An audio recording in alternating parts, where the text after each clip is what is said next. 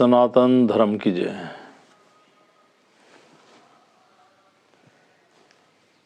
गुरुओं के स्थान सिद्धि,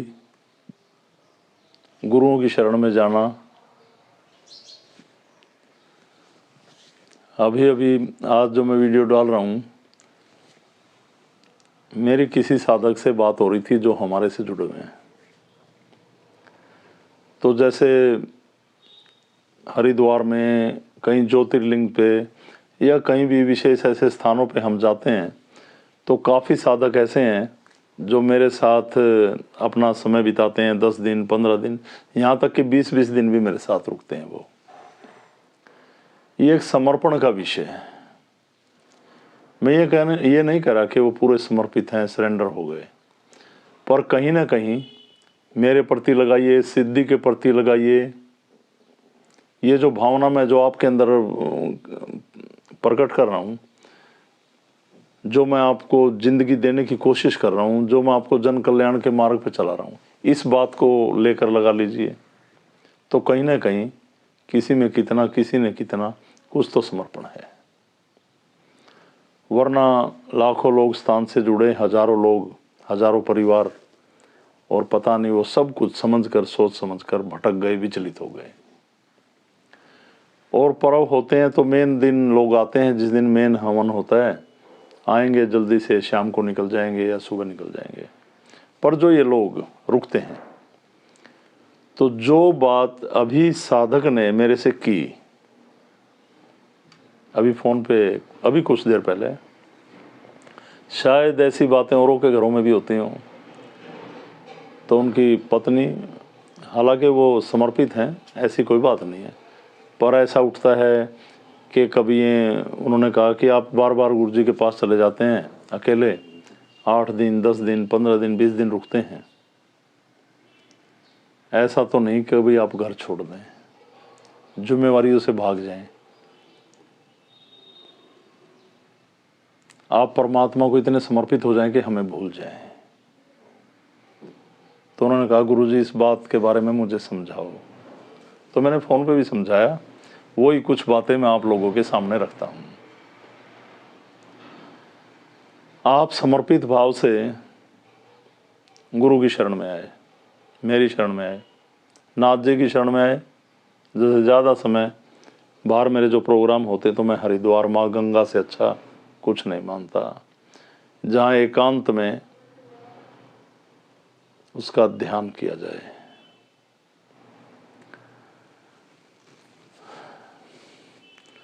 तो मैं बार बार सभी लोगों को एक ही बात समझाता हूँ कि भाई अपने घर में रहकर, इस गृहस्थ आश्रम में रहकर ही परमात्मा को पाना सबसे बड़ी बात है। और जब आप मेरी शरण में वहाँ पे आते हैं, परमात्मा की शरण में आते हैं, वहाँ पे माँ गंगा की शरण में आते हैं, इस सिद्धि का ज्ञान प्राप्त करने आते हैं, वो एक अलग विषय है। वहाँ उन दिनों आप बैठकर गुरु ज्ञान लेते हैं, शिक्षा लेते हैं, सिद्धि का ज्ञान लेते हैं, लोगों को जन कल्याण की ओर कैसे मोड़े, हम कैसे समझाएं, ये आपको सिखाया जाता है। और जो भी 10 15 20 दिन का वक्त वहाँ पे आप लोग गुजारते हैं, और जब समय पूरा होता तो सभी लोग एक ही बात कहते हैं, गुरुजी यहाँ पता ही नहीं चला कि 15 दिन कब बीत गए, 10 दिन कब बीत गए। तो मैं सभी को ये बताने जा रहा हूँ, जो परिजन रहते हैं, मैं सबको अपनी जिम्मेवारियां पूरे करने की सबसे पहले सलाह देता हूँ। जब नाथ जी मेरी ज़िंदगी में आए तो सबसे पहले यही था, इंसान की क्या जिम्मेवारियां हैं, क्या मोह है। तो नाथ जी ने एक ही बात की थी, 2 बातें हमेशा याद रखना। एक तो जिसने आपको पैदा किया, यानी कि आपके माँ और बाप, वो आपके ओर से जब ये देह त्याग करके उस परमात्मा की शरण में जाएं, कोई मैल ना लेके जाएं, उनके आखिरी दम तक पूरी सेवा करना। वो आपके ऊपर ऐसी कृपा छोड़ के जाएंगे जो परमात्मा से आपको जोड़ेगी। दूसरा, जिनको आपने पैदा किया है, आपकी औलाद, आपकी संतान, उसको जैसा वो जीवन, जितना भी अच्छा जीवन आप उनको दे सके, अच्छे संस्कार दे सकें, अच्छी शिक्षा दें, उनके अपने पैरों पे मजबूत खड़ा करें, उनको अपना जीवन जीने के लिए सब कुछ सिखा दें कि आपके बिना वो जीवन को अच्छी तरह से जी सकें। फिर आगे जैसे आप अपना जीवन चला रहे हैं वो भी चलाएंगे। यहाँ तक आपकी जिम्मेवारियाँ और एक परिवार के प्रति आपका कर्तव्य है। फिर उसके आगे परमात्मा, आप परमात्मा की शरण में लीन हो जाएं। फिर उससे आगे तो देखो, ये नहीं कहता फिर आपके बच्चों के बच्चे होंगे उनसे प्यार ना करें, पर कुछ लोग उनके मोह में ऐसे डूब जाते हैं कि उन्हें ना परमात्मा का ध्यान करना, ना कहीं जन कल्याण की सोचना, ना किसी और के भले की सोचना। तो और गुरु, जैसे आप देखते हैं बहुत सारे गुरु ऐसे हैं, स्टेज पे आए, प्रवचन दे के चले गए, हजारों लाखों की भीड़ है, किसी के पल्ले नहीं पड़ा, एलईडी लगी हुई है। मैं कहता हूं वो गुरु जो साल में 10-5 दिन ही प्रोग्राम करते हैं, हर रोज 10-10 हजार आदमियों को बुला के क्यों नहीं उनके फेस टू फेस होते। इन गुरुओं ने भी, हम किसी का नाम ले लेंगे, पूरे समाज को खोखला करके रख दिया। आपके पास क्या सकारात्मक ऊर्जा है, आप क्या ज्ञान दे रहे हैं, क्या जीने की कला सिखा रहे हैं। आप एक साल में 10 दिन प्रोग्राम करके कहीं भी निकल जाते हैं। आप हर रोज, जैसे पूरे भारतवर्ष के लोग जुड़े, एक शहर के 5-5, 10-10 हजार लोगों को क्यों नहीं बुलाते जो आपसे जुड़े हैं, उनके रूबरू हों, फेस टू फेस हों हर रोज। पर मैं ऐसा नहीं करना चाहता। हर एक जगह ऐसा है कि गुरु वो ही करते हैं जो आपको चाहिए, आपको खुश रखने के लिए। उन्होंने एक पब्लिक का जमावड़ा इकट्ठा करना है, पर मैं ऐसा नहीं चाहता। मेरे जीवन के अंतिम समय तक चाहे एक इंसान बचे, पर वो जो ये परमात्मा ने मुझे सिद्धि दी, इस पे चलने वाला हो, पाखंड और भ्रम से बाहर निकल के जीने वाला हो, मैं ऐसा चाहता हूँ। और मैं बहुत प्यार से भी समझाता हूँ, समझाता रहता हूँ, और जब नहीं मानता तो फिर उसकी अच्छी क्लास भी ली जाती है वहाँ पे। कोई भागे तो भागे, अंत में तो हमें अकेले ही सफ़र करना है ना जिंदगी का। कौन कब तक ये भीड़ साथ चलेगी। तो मुझे कोई रहे ना रहे इससे कोई नहीं, पर जो रहे समर्पित भाव से रहे। और जब आप गुरु के पास आते हैं तो गुरु के चरणों में अपना सिर रख देते हैं, नतमस्तक हो जाते हैं। इन चरणों में कितनी शक्ति है, यह आपका समर्पण, यह आपकी भावना प्रकट करती है। तो गुरु का भी फर्ज है कि आपके कदमों में इतनी जान फूंक दे, आपके कदमों में इतनी सकारात्मक ऊर्जा दे दे कि आपके कदम आपको आपकी मंजिल तक ले जाएं। वरना गुरु का कोई महत्व नहीं, फिर किस बात का गुरु।